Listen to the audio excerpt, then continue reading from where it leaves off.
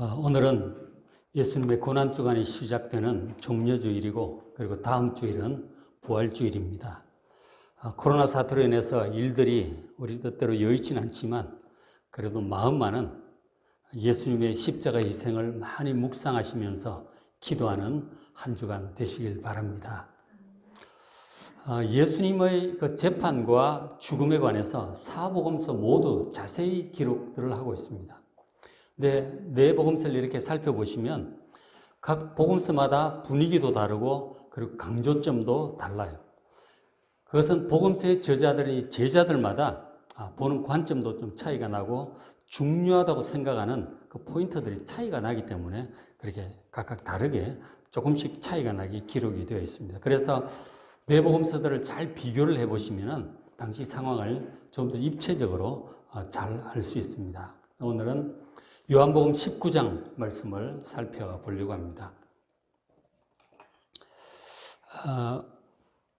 19장 6절 보시면 이 대제사장들과 아랫사람들은 이제 공회원들, 기타 같이 온 사람들이에요. 이 사람들이 예수를 보고 소리질러 이르되, 빌라도에게 재판을 받을 때, 십자가에 못 박히기 전에 재판받을 때 장면이에요. 그러니까 대제사장들이 뭐라고 얘기를 하느냐면 예수를 십자가에 못 박으라는 거죠. 못 박으라는 건 십자가 처형을 하라고 하는 것입니다. 사형죄에 해당한다고 하는 거예요. 그러니까 대제사장과 공회원들이 볼 때 예수님은 사형받을 죄인이다, 그렇게 판단을 한 것이죠. 근데 그렇게 얘기를 하는데 빌라도 입장에서 이제 로마 총독으로서 재판을 하잖아요. 재판을 하고 신문을 하고 얘기를 해보니까 빌라도가 보기엔 예수님이 그를 죽일 죄가 없다는 거예요. 나는 그에게서 죄를 찾지 못하였노라. 보니까 예수님께서 무슨 군대를 조직을 했다든지 아니면 이스라엘 백성들을 선동을 시켜서 로마에 대해서 반역, 독립운동을 하려고 했다든가 그런 기미가 전혀 보이질 않는 거예요. 전혀 그런 게 보이지 않습니다. 그런 게 있어야 무슨 반역죄로 이렇게 사형을 하든지 할 거 아니에요? 무슨 아무리 봐도 사람을 죽인 것도 아니고 도둑질을 한 것도 아니고 나라에 난을 일으킨 것도 아니고 도저히 죽일 죄가 없는 거예요. 아무리 봐도. 그래서 빌라도가 그러는 거죠. 나는 그에게서 죄를 찾지 못했다 하는 것이죠. 그렇게 얘기를 합니다. 그렇게 얘기를 했더니 유대인들이, 대제사장과 유대인들이 대답을 하기를 7절에 우리에게 법이 있는데, 율법과 이런 법이 있는데 그에 의하면 그가 당연히 죽을 것은 그가 자기를 하나님의 아들이라고 얘기를 한다는 거예요. 예수님이 스스로를 가리켜 내가 하나님의 아들이다, 그렇게 얘기를 하기 때문에 이 사람은 신성모독죄로 죽임을 받아 마땅하다는 것입니다. 당시 대제사장들은 그렇게 판단을 한 거죠. 근데 실제로 예수님께서 이 빌라도의 재판 받기 바로 앞에 한밤중에 잡히셨잖아요. 새벽녘에 이 대제사장들과 공회원들이 모인 그곳에서 먼저 재판을 받으셨어요. 유대인들이 재판을 받으셨는데 이런저런 얘기들이 이제 많았거든요. 성전을 허문다는 얘기들, 이런저런 얘기들이 많았는데 최종적으로 결국 예수님의 사형 판결이 확정되는 대화가 이제 이 장면이에요. 마가복음 14장 61절에 나오는데 이런저런 여러 가지 신문 끝에 대제사장이 다시 물어 이르되 네가 찬송받을 이의 아들 그리스도냐, 이렇게 묻습니다. 찬송받을 이가 하나님이죠. 네가 하나님의 아들 그리스도냐, 단도직입적으로 예수님께 묻습니다. 이 대답건데 이 질문에 대답 잘못하면 예수님 진짜 사형받을 수 있는 그런 아주 무서운 질문이에요. 그런데 예수님께서 하나님의 아들이 진짜 맞는데 저 대답에 예수님께서 뭐라고 대답을 하셔야 되겠어요? 나 아니다, 죽기 싫어서 나 아니라고 얘기를 하면 하나님의 아들이 아닌 거죠. 그러나 예수는 하나님의 아들 맞잖아요. 그렇다고 대답할 수밖에 없죠. 네가 찬송받을 이 하나님의 아들 그리스도냐, 그렇게 물어보니까 예수는 대답할 수밖에 없어요. 62절에 예수께서 이르시되 내가 그니라, 내가 그렇다 하는 거죠. 네가 말하는 하나님의 아들 그리스도가 맞다. 뿐만 아니라 인자가 내가 권능자의 우편에 앉는 것, 나중에 하나님 우편에 앉는 것을 너희들이 보게 될 것이고 또 더 나아가서 하늘 구름을 타고 오는 것을 너희가 보게 될 것이다. 재림까지 얘기를 좀 다 하신 거죠. 승천하셔서 하나님 우편에 앉으실 것과 재림 때 다시 오실 것까지 얘기를 다 하시는 거예요. 하나님의 아들 그리스도가 맞다고 얘기를 하시고 승천, 하나님 우편에 앉는 것과 다시 오실 것을 말씀을 하시는 거죠. 이렇게 말씀을 하시면 분명히 신성모독으로 사형 판결이 떨어질 것을 아시면서도 얘기 안 할 수가 없죠. 사실이 그런데 어떻게 얘기를 안 하시겠어요? 그렇다고 얘기를 그대로 하신 거죠. 그래서 바로 사형 판결이 확정이 된 거예요. 이 유대인들의 재판에서, 종교재판이죠. 그래서 사형 판결이 확정이 되고 십자가에 못 박으라고 지금 로마 총독한테 데리고 온 거 아니에요. 상황이 이렇게 됐습니다. 그러니까 예수님이 하나님의 아들이라고 베드로도 고백하고 그 앞에 보면 나다나엘도 고백하고 이런 귀신들도 그런 얘기를 하고 그러거든요. 예수님께서 직접 당신 하나님의 아들 그리스도라고 직접 이렇게 얘기를 하셨고 그것 때문에 사형 판결을 받게 되었죠. 그 얘기를 이제 하는 거예요. 이 유대인들이 말을 하기를 앞에 그런 거예요. 그 7절 끝에 그가 당연히 죽을 것은 그가 자기를 하나님의 아들이라고 얘기를 한다는 거예요. 그렇게 얘기를 했거든요. 근데 저 얘기를 들으니까 빌라도는 겁이 더 나. 진짜 하나님의 아들 아니냐? 보니까 죽일 죄도 없는데 죽이라고 하는 이유가 하나님의 아들이라고 그랬다는 거 아니에요. 그 얘기를 들으니까 빌라도가 겁이 더 나요. 야, 이거 진짜 혹시 진짜 하나님의 아들 아니야? 겁이 납니다. 그러니까 빌라도가 그 얘기를 듣고 19장 8절에 요한복음 빌라도가 이 말을 듣고 더욱 두려워합니다. 이러므로 빌라도가 예수를 넣으려고 힘을 써요. 어떻게 시간도 끌어보고 한 명 놓아주는 얘가 있는데 이 예수 놓아주면 안 되겠느냐 그랬더니 바라봐 달라 그러고 이래도 안 되고 저래도 안 되는 거예요. 막 애를 쓰고 있는데 그래도 소용없어. 그래서 유대인들이 더욱 소리를 지릅니다. 이 사람을 놓으면 가이사의 충신이 아닙니다. 무릇 자기를 왕이라 하는 자는 이 가이사 로마 황제죠. 가이사 시저 아우구스투스 로마 황제를 가리키고 있습니다. 지금 예수가 자기를 가리켜 이스라엘 왕이라고 하는데 근데 사실 예수님이 그 말씀 하긴 하셨거든요. 근데 그것이 실제로 로마를 몰아내고 쿠데타를 일으켜서 다윗처럼 왕이 되겠다고 하시는 게 아니에요. 그 앞에 이제 빌라도가 그런 대화를 했었어요. 내 나라는 이 땅에 속한 것이 아니라고 그랬거든요. 이 땅에 속한 것이 아니라고 그랬어요. 영적인 것이고 영원한 하나님의 나라입니다. 그러니까 빌라도가 얘기해 보니까 무슨 종교 지도자구나. 그러고 이제 망한 거죠. 딱 보니까 아니잖아요. 정치적인 군사적인 그런 쿠데타를 하는 게 아니잖아요. 그런데 어쨌든 그거 가지고 트집을 잡는 거죠. 유대인들이.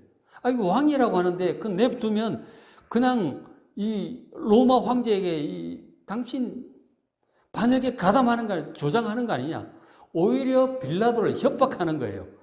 대제사장과 유대인들이 빨리 예수 처형하지 않으면 당신도 이 반역죄에 가담하는 거라고 조장하는 거라고 그렇게 합니다.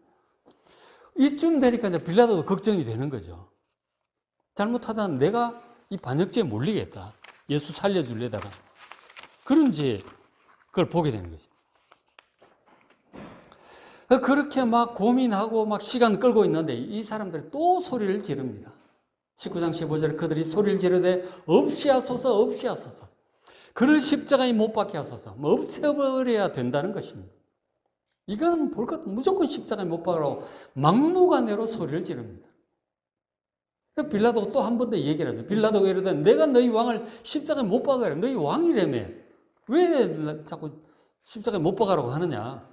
했더니 유대인들이 마음에도 없는 말을 얘기하죠. 가이사, 이 로마 황제 외에는 우리에게 왕이 없나이다.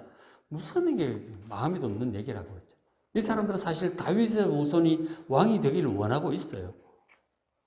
근데 마음에도 없는 얘기를 하는 거죠. 예수 죽이려고. 막 이렇게 소리를 지르고 점점 분위기가 험악해지니까 이 빌라도가 보기에 이러다가 진짜 이 사람들이 이제 난리 일으키겠다 싶어가지고 도저히 이 군정들의 마음을 돌이킬 수 없다는 사실을 알고 빌라도가 포기를 합니다. 분명히 이 빌라도는 로마 총독으로 재판장으로 상황을 뻔히 파악을 했어요. 죽일 죄가 없다는 것을 분명히 알면서도 이 군중들의 약한 요구에 굴복을 해서 결국 사형 판결을 내리고 맙니다. 16절에 이에 예수를 십자가에 못 박도록 십자가 처형하도록 사형 판결을 내려서 사인해가지고 던져줍니다. 처형하라. 이 일이 이렇게 된 거예요. 이렇게 재판이 끝났습니다. 예수님 재판이 정말 말도 안 되는 불법적인 재판이 이렇게 이루어지고 말았습니다. 참 안타까운 일이죠.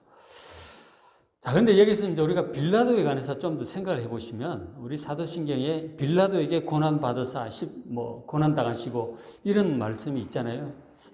우리 사도신경. 빌라도 이름이 사도신경에 아주 올라왔는데, 빌라도에서 관해서 생각을 좀 해보시면, 빌라도는 예수님을 믿는 사람은 아니에요.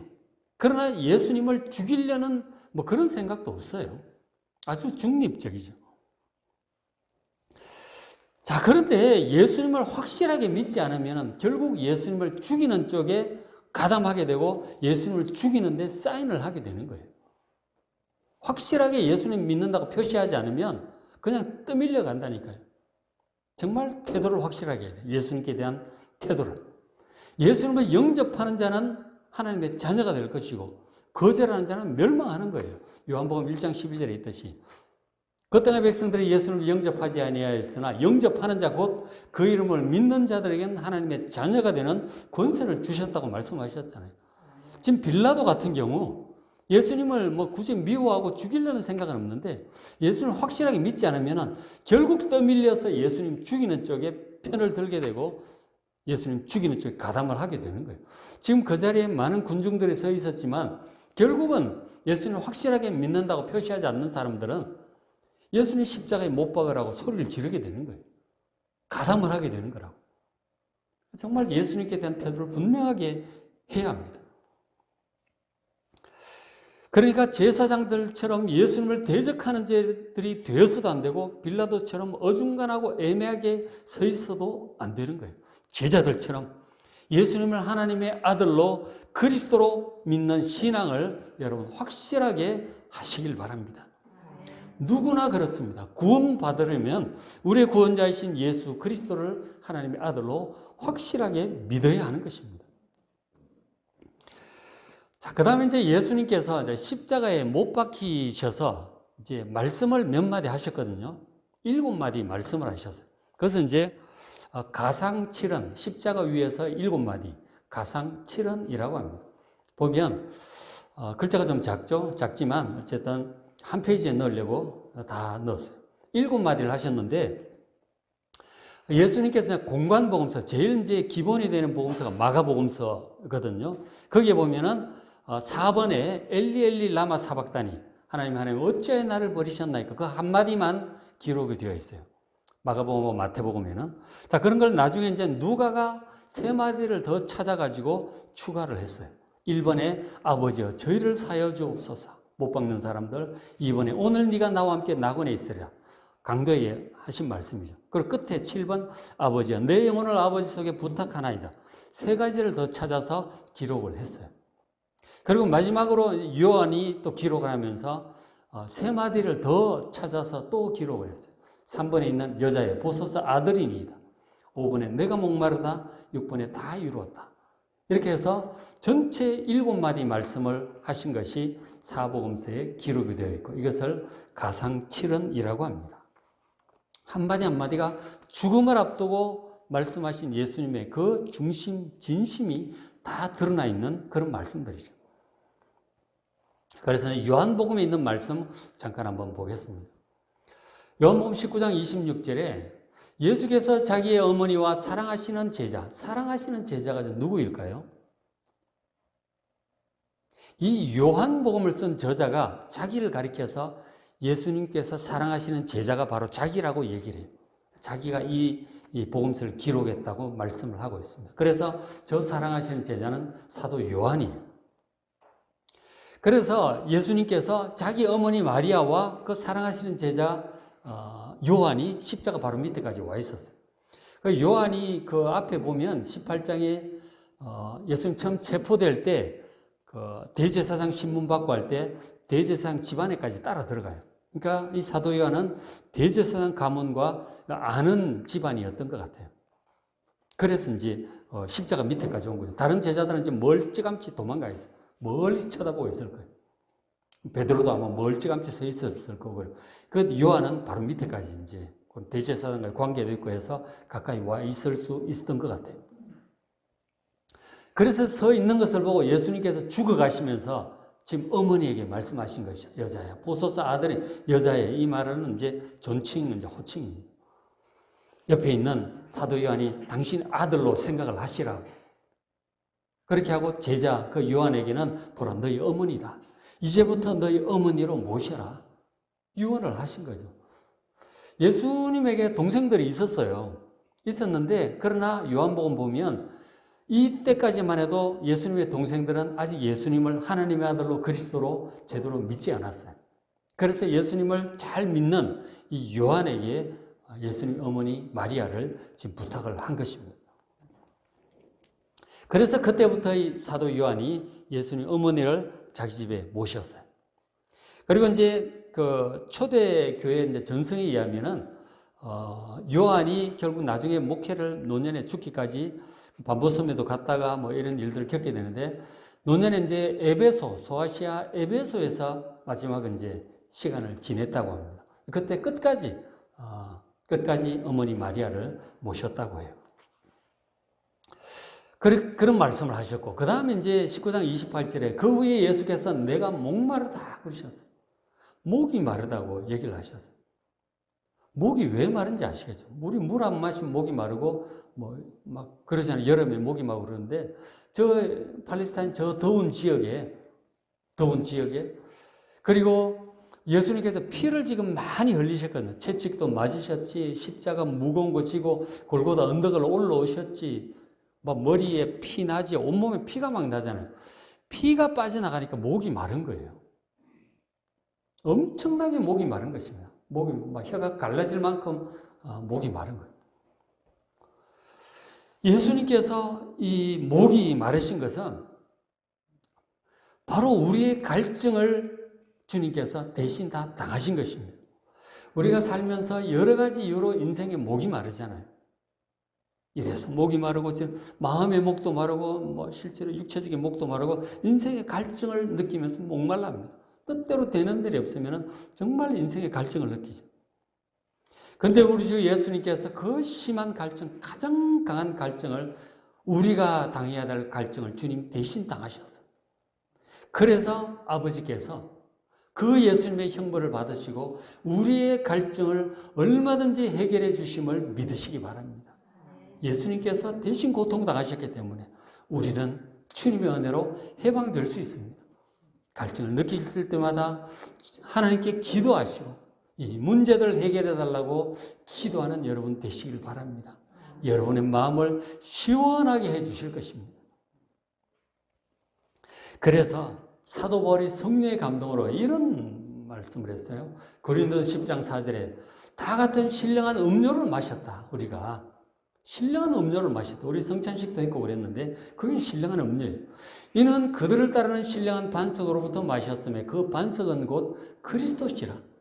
반석이신 예수 그리스도로부터 흘러나오는 신령한 음료를 마셨다고 얘기를 하고 있습니다. 지금 이제 이스라엘 백성들이 광야에서 출애굽에서 가다가 물이 떨어졌잖아요. 목이 말라서 막 목말라 죽을 것 같아요. 인생의 갈증을 느낍니다. 하나님께 간절히 구했더니 하나님께서 모세에게 말씀하셔서 반석을 쳐서 거기서 물을 내라 하라. 그렇게 말씀. 그래서 그 반석을 명해서 거기서 물이 터져 나온 거예요. 반석이 갈라져가지고. 그래서 백성들이 먹고 마시고 갈증을 해결한 그런 일이 있었습니다. 광야 인생을 걸어가는 우리 종종 목이 마릅니다. 그러나 하나님께서 반석을 터뜨리셔서 우리의 목을 시원하게 하실 줄로 믿습니다. 그 반석이 뭐냐? 지금 그리스도라고 말씀을 하고 있는 거예요. 그래서 예수님께서 직접 이런 말씀을 하셨어요. 요한복음 7장 38절에 나를 믿는 자는 성경의 이름과 같이 그 배에서 생수의 강이 흘러나올 것이다. 예수님을 믿는 자는 그 속에서 생수의 강이 흘러나올 거래요. 우리 마음 속에서 영에서 생수의 강이 흘러나올 거래요. 그게 뭘 것 같습니까? 39절에 있죠. 이는 그를 믿는 자들, 예수님을 믿는 자들이 받을 성령을 가리켜 말씀하신 것이다. 그렇게 사도 요한이 설명을 해주고 있습니다. 예수님을 믿는 자는 그 속에서 성령이 샘솟기 때문에 그 성령을 의지함으로 성령님의 은혜로 결코 목마르지 않은 삶을 살아갈 수 있음을 믿으시기 바랍니다. 아멘. 사마리아 여인도 그 갈증에 관한 얘기가 나오잖아요. 요한복음 4장에 사람들 눈치 보고 피해서 뭐 대낮에 물길로 왔잖아요. 목이 마르니까 물길로 나온 거라고. 예수님과 대화 속에서 말씀하죠. 나를 믿는 자는 그 속에서 생수의 강이 흘러 넘칠 거라고 그러셨어요. 사마리아 여인에게. 그 여자가 무슨 얘기인지 모르죠. 그럼 물이 있으면 참 좋겠다고. 근데 물 안 들어와도 되지 않겠냐고. 막 그런 농담 비슷한 얘기를 합니다. 바로 저 얘기를 하신 거예요. 그래서 결국 나중에 부활 승천하신 예수님께서 하나님 우편에 올라가시고 아버지께 성령을 받아서 우리에게 내려보내주신 그날이 바로 오순절이었어요. 사도행전 2장에 그 말씀이 나오잖아요. 그래서 그 성령을 받아 마신 이 제자들은 더 이상 목마르지 않는 삶을 살게 되는 거예요. 여러분 항상 성령을 충만하게 받아 마심으로 결코 목마르지 않은 삶을 살아가는 여러분 되시길 바랍니다. 여러분 속에 이 그리스도로부터 솟아나오는 이 성령의 샘물, 영원토록 솟아나오는 그 샘물을 항상 풍성하게 마시며 살아가는 여러분 되시길 바랍니다. 여러분 믿음을 잘 유지를 하셔야 돼요. 세상 것에 마음 다 빼앗기고 살다 보면 이 샘물이 자꾸 고갈이 돼요. 샘물은 그렇잖아요. 퍼마시지 않으면 말라버려요. 부패하고. 계속 퍼마셔야 돼요. 기도하고 말씀 읽고 간절히 구하고 그러면서 성령의 감동과 은혜를 지속적으로 받아야 여러분 목마르지 않습니다. 불안하지 않고 염려하지 않고 항상 기뻐하며 살 수 있게 될 것입니다. 여러분 속에서 솟아나는 생수이신 성령을 항상 찾으시고 간구하시고 풍성하게 받아 마시는 여러분 되시길 바랍니다. 이것이 정말 목마르지 않는 삶을 사는 비결인 것이죠. 그 다음에 예수님께서 또 한 말씀 더 하셨죠. 19장 30절에 예수께서 신포도주를 받으신 후에 이르시되 다 이루었다. 그렇게 말씀하셨죠. 다 예수님께서 하실 일을 다 했다는 거예요. 우리 사람들을 죄로부터 구원하시기 위해서 이 속죄 사역을 해야 될 일, 당신의 생명을 이 희생제물로 드리고 받을 형벌을 예수님이 다 받으셔야 되는데 그 일이 끝났다는 거예요. 홀가분하시죠. 아까 영상에 보니까 그 말씀을 하시면 살짝 이제 미소가 이렇게 표현이 되더라고요. 이제 끝났으니까. 재판받는 과정, 채찍도 맞고 십자가 지고 올라오고 막 못 박히고 매달리고 막 이런 엄청 고통스러운 순간들이었잖아요. 다 끝난 거예요. 숨지시기 직전에 이 말씀을 하셨어요. 다 끝났어요. 우리 죄를 용서받기 위해서 필요한 모든 일들을 주님께서 다 완료하셨음을 믿으시기 바랍니다. 과거의 제사장들이 우리 죄를 속죄하기 위해서 양을 잡고 소를 잡고 막 죽여서 피를 뿌리고 뭐 제단에 바르고 불태우고 그렇게 했잖아요. 그것은 임시적인 방편이었어요. 예수님께서 당신의 생명을 하나님께 드리시고 그리고 형벌을 받으심으로 완전한 속죄가 이루어졌음을 믿으시기 바랍니다. 그래서 다 이루었다고 주님께서 말씀을 하시는 거예요. 그래서 이것과 관련해서 공관복음서에서는 마태, 마가, 누가복음에서는 어떻게 표현을 하고 있느냐면 지성소에 들어가는 휘장이 위로부터 찢어졌다고 그렇게 표현을 하고 있어요. 그거 다 이루어졌기 때문에 죄 때문에 하나님께 가까이 나아갈 수 없었던 우리가 이젠 어느 누구든지 이 예수님의 십자가 은혜를 믿고 하나님의 지성소 앞으로 나아갈 수 있도록 길이 열렸음을 믿으시기 바랍니다. 그게 예수님께서 하신 일이에요. 나아갈 수 있습니다. 예수님께서 속죄를 다 완료하셨기 때문에. 그래서 안타깝게도 많은 사람들이 예수를 안 믿죠. 예수님께서 우리 죄를 다 속하셨어도 하나님께서 나와도 된다고 얘기를 하셔도 나갈 생각도 안 합니다. 예수님 믿지도 않고 거부하고 하나님의 구원의 손길은 거절을 하고 멸망해 가고 있는 거예요. 너무 안타까운 일이 아닙니까? 정말 우리 주변에 있는 사람들이 이 십자가의 은혜, 예수님의 속죄 은혜를 알고 정말 그 앞에 나아가서 감사하고 하나님께로 나아가서 하나님의 은혜를 입는 사람들이 다 될 수 있도록 우리 주변의 사람들을 위해서 기도하시길 바랍니다. 그렇죠? 자, 그리고 그 다음에 이제 숨을 거두셨어요. 숨을 거두셨는데 이제 장례를 해야 될 거 아니에요. 근데 보통은 이제 십자가에서 처형당하면 그냥 그대로 냅둡니다.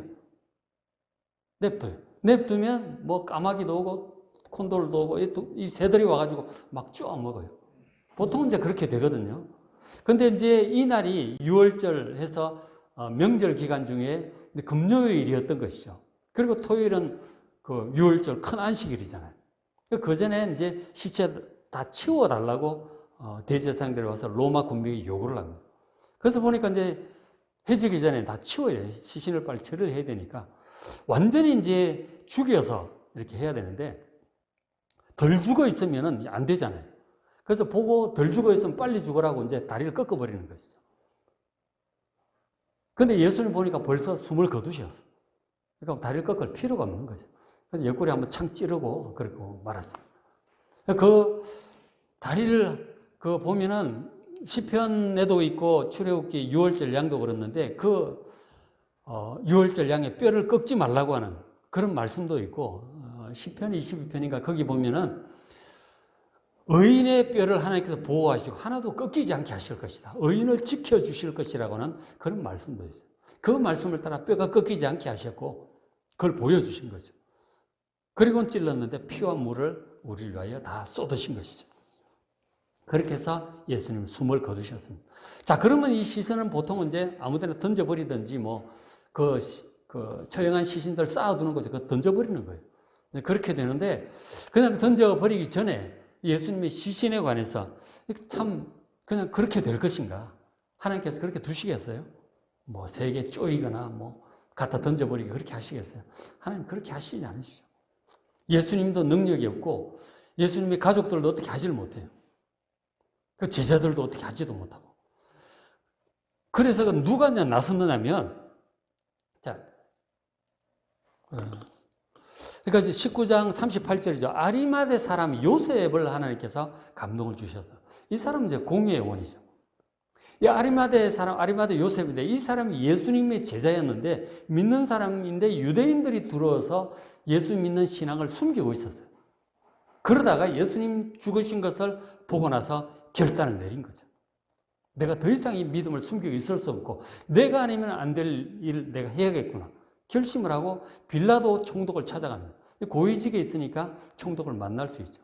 그러면서 예수의 시체를 나에게 주시오. 내가 장례를 치르겠습니다.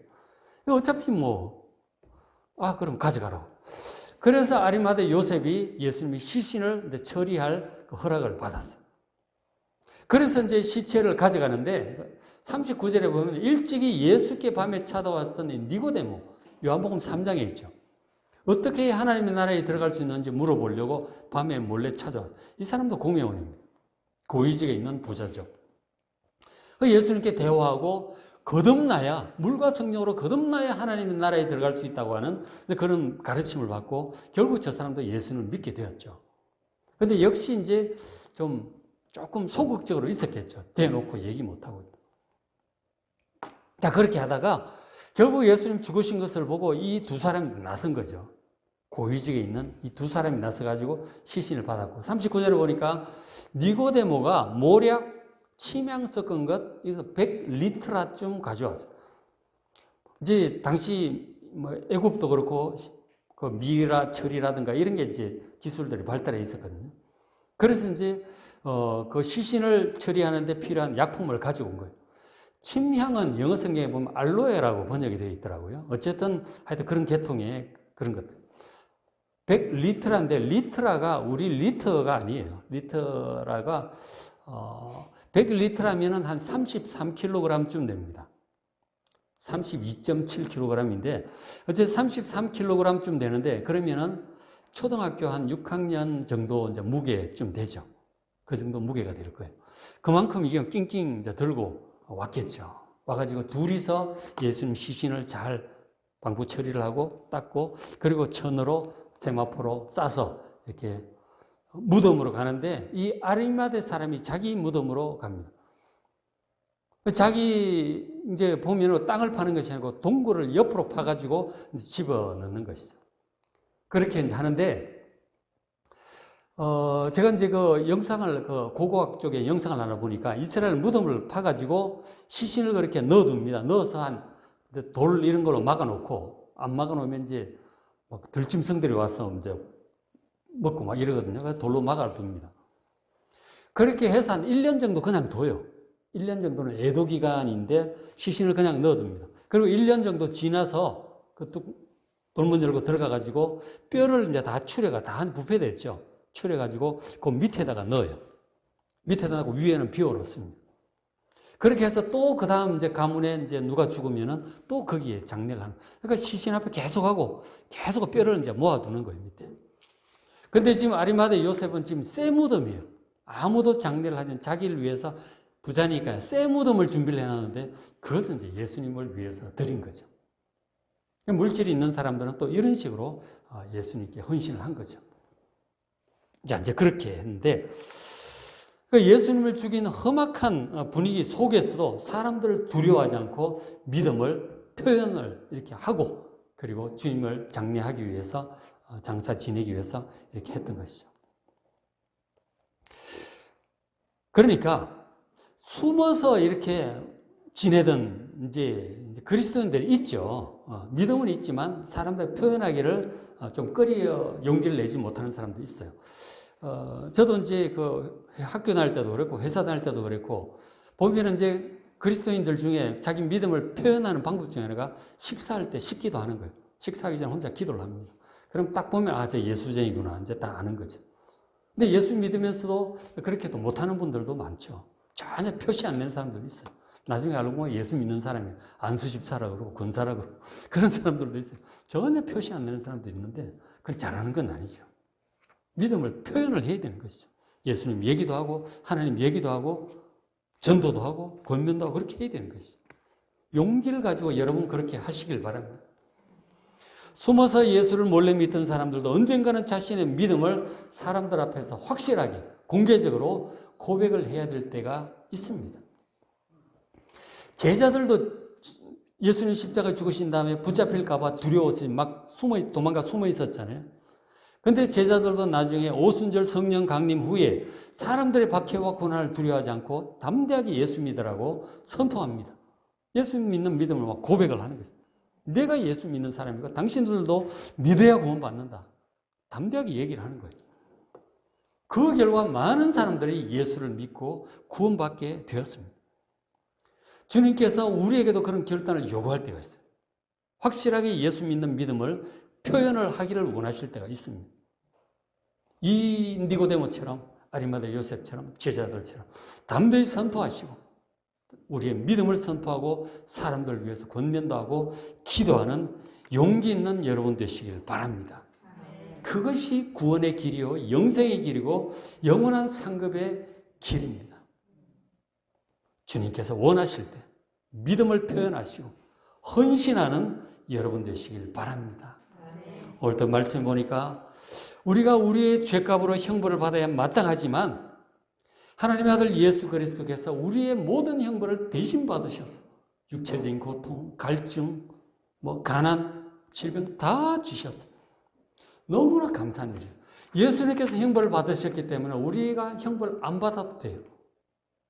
그래서 정말 어려운 일이 있을 때마다 하나님께 기도하십시오. 예수님이 십자가 붙들고 예수님께서 형벌을 대신 받으셨지 않습니까? 아버지, 저희 고통을 거두어 주십시오. 이 악으로부터 저희를 구원하여 주시옵소서. 시험에 들지 않게 하시고 악으로부터 구원하여 주시옵소서. 여러분 담대히 기도하십시오. 일어나갈 양식도 구하시고요. 예수님께서 형벌을 다 받으셨습니다. 정말 빌라도처럼 애매한 태도 안 되고요. 예수님의 제자들처럼 니고데모처럼 아리마대 요셉처럼 예수님을 확실하게 믿고 믿음을 확실하게 고백하시길 바랍니다. 이번 고난주간 예수님의 십자가 희생을 묵상하시면서 많이 감사드리시고 예수 중심의 신앙을 다시 한번 견고하게 하는 이 주간 되시기를 주의 이름으로 축복합니다.